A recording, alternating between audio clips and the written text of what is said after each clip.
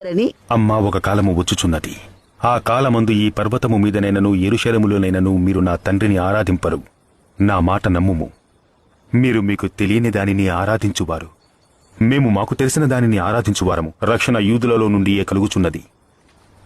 అయితే యథార్థముగా ఆరాధించువారు ఆత్మతోనూ సత్యముతోనూ తండ్రిని ఆరాధించు కాలము వచ్చుచున్నది, అది ఇప్పుడు వచ్చేయున్నది. తన్ను ఆరాధించువారు అట్టివారే కావలెనని తండ్రి కోరుచున్నాడు. దేవుడు ఆత్మ గనుక ఆయనను ఆరాధించువారు ఆత్మతోనూ సత్యముతోనూ ఆరాధించవలెను. క్రీస్తునబడిన మెస్సియా వచనను నేను ఎరుగుదను. ఆయన వచ్చినప్పుడు మాకు సమస్తము తెలియచేయును.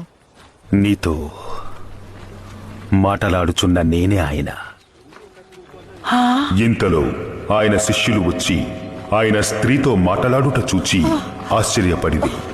గాని నీకేమి కావాలనని అయినను, ఈమెతో ఎందుకు మాటలాడుచున్నావని అయినను ఎవడునూ అడగలేదు.